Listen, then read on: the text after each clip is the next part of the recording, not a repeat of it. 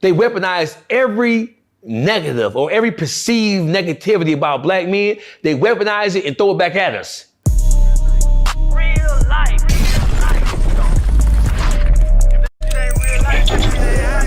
It ain't real life. Just ain't real. Real life street stars. You know what time it is. I done seen online where a woman to be like, man, you to do all this for your partners, right? And won't do it for your family, right? And then when you really think about this, you be like, damn, be overdoing it with they, bro. I don't think that's true. You don't think so? No, man. Come on, bro. We see ain't niggas giving that their partners. Let's look at the rappers. Look at the rappers as an example. They got all these chains on, they got all these cars. They homeboys up in dirt pole and up. But we also see that'll come and gift these cars and the shit. So they don't even do. We gotta be careful. We gotta be careful by letting define. That's true. Because of course a bitch gonna say that, right? Listen, They always want to criticize the black man. Listen, everything they say about us, they always examine or extract from us the most negative part about who we are as men. And they try to throw it in our face and weaponize it. Black women, they weaponize every negative or every perceived negativity about black men. They weaponize it and throw it back at us. Our biggest enemy, right, ain't the white man. Our biggest enemy is your biggest enemy ain't no hunky over there. Hunky ain't in no Oak Cliff doing nothing unless he in the police car. Our biggest enemies in the black family dynamic is our women. Our women have been trained and conditioned to move and operate against us at all costs. They don't give us no motherfucking break. All this whole shit about, well, y'all do more for y'all do for a you don't deserve nothing. You hoes ain't your grandmama. You hoes can't suck a dick, can't cook, can't clean. You want to go on Instagram, TikTok, now, Dawgface, now we're not finna do that because we done all had the girl that can suck a dick and cook and clean and cheated on the bitch. These hoes now, these hoes. That nigga laughing because he knows it's real. Dawgface, we done all had the good girl and did her dirtiest. We all had. Where you getting them from? These hoes ain't. We all had them, bro.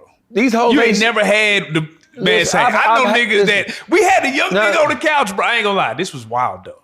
We had the young drill on the couch. Now I ain't gonna lie, this was kind of thrown.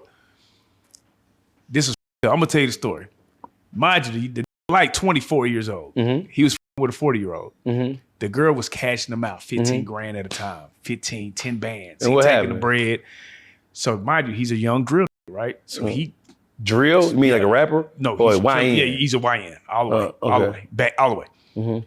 So he tried to get out the relationship. She called the laws on him. He got a federal charge.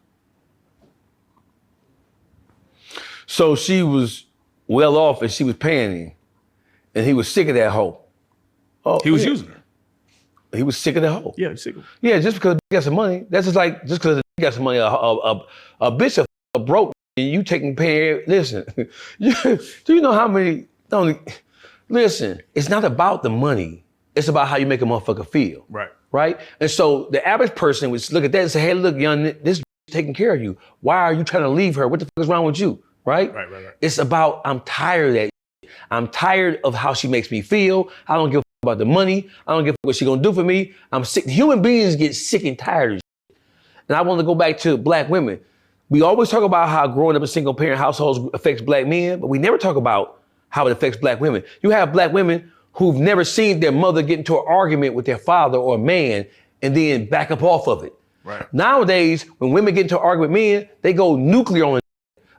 Your grandmama, she was mad at your granddaddy.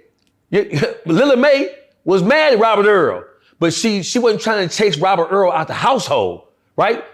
And then she knew how to talk to Robert Earl. Your granny wasn't calling Robert Earl no bitches and hoes in front of the whole house, at all. But who do we blame? Because a lot of that is because he was getting locked up, dying, hey, you know what I'm saying? Or just being no good ain't niggas. Hey, so who do we really blame? So listen, when people say, well, who do we blame for the overall condition of black people? Yeah. We can go back to slavery. We can go back to the Jim Crow South. We can go back to Reconstructionism. We can go back to the welfare system. We can go back to the white. It can all be traced back to the white man. But ain't you tired of hearing who should know better and who can see that they can be better, use something outside of their own selves as an excuse to justify being ass. At what point are we gonna stop and say, hey, well, I understand what happened historically, right? Right. But unless you retarded, a lot of these are literally retarded. We ain't talked about how we have a healthcare crisis in the urban community because half these elevators don't go to the motherfucking top. These crack babies. And so think, oh, you gotta have a short arm or a short leg. No, crack babies look normal. The ADHD, them, this is the YNs. Nigga can't hold it. Listen, as black people, man, we gotta, at this point, we can always point to some outside or external factor as the reason why we are like we are. But at some point in time, if the goal is to change ourselves and to correct ourselves, we have to say, okay, we understand this. We know history. We've read it. We've seen it. We've experienced it. We've heard it told to us. We've seen the civil rights leaders. We've seen the community leaders. We know what's going on. When do we take responsibility for ourselves and do the things necessary to correct all the things that ails us as a community? You can't keep on talking about X, Y, and Z, external factor did that, because if you know better, you should do better. Just because you grew up in the hood don't mean you got to succumb to that shit. You have options. Right. And if you don't believe you have options, then you can't be no Christian. You can't really be religious because you have the will, you have the free will to make a decision. Everybody who grows up in the suburbs don't turn out to be successful. I know niggas who mama was a doctor, daddy was a lawyer, and up in the head, right? Yeah. And I know motherfuckers who come from absolute poverty who made it out. It's about your will. It's about your desire. It's about you wanting to be more than what you see. You can succumb to that shit if you want to, or you can condition yourself and you can build up your overall resolve so that you don't fall about that shit. You hear me? So it is what it is. I'm tired of hearing that. I'm like Charlie Kirk at this point in time, because do shit on purpose. They self-sabotage themselves, and then they use the white man as an excuse to justify the dumb shit they have done when they knew better. Right. You can't keep on using that shit. I ain't trying to hear that shit. I feel you on that.